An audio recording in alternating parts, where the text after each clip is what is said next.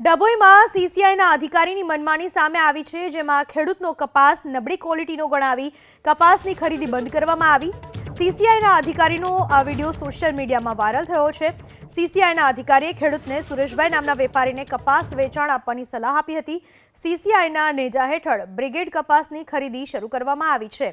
મહત્વની વાત એ છે કે ખેડૂતે મહેનતથી પકવેલા કપાસની કિંમત કરવામાં નહોતી આવી। ખેડૂતે આજીજી કરી હોવા છતાં અધિકારીએ કપાસ નહોતો લીધો। અધિકારીઓની મનમાનીથી ખેડૂતો નારાજ છે। આજે પણ ડભોઈ યાર્ડમાં ચેરમેન અને વાઇસ ચેરમેન હાજર ન રહેતા અન્નદાતામાં આક્રોશ વ્યાપ્યો। ખેડૂતોએ આજે હલ્લાબોલ કર્યો, સાથે ડભોઈ મામલતદાર અને નાયબ કલેક્ટરને આવેદનપત્ર આપ્યું તો એપીએમસી બંધ કરવા માંગણી કરી। એ લોકોના મેસેજ અને વલણના લીધે ખેડૂતોમાં એક રોષ જોવા મળી રહ્યો છે। એના ભાગરૂપે આજે બધા ખેડૂતો એપીએમસી ભેગા થઈને એ લોકો પાસે સ્પષ્ટતા કરવા આવ્યા છે કે શું એપીએમસી નો રોલ શું છે।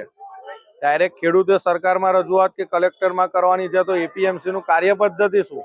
એપીએમસીમાં ખાલી એસી લગાવીને અંદર સત્તાધીશોએ બેસી રહેવું, ચા નાસ્તા કરવા, એ જે લોકોની કાર્યપદ્ધતિ છે તેના ભાગરૂપે બધા ભેગા થયા છે। પરંતુ કોઈ પણ ચેરમેન, વાઇસ ચેરમેન કે ડિરેક્ટર કોઈ પણ હાજર નથી। એ લોકોને અમે અગાઉ જાણ કરેલી હતી ટેલિફોનિક કે અમે લોકો આવવાના છે, પણ કોઈ આવ્યું નથી।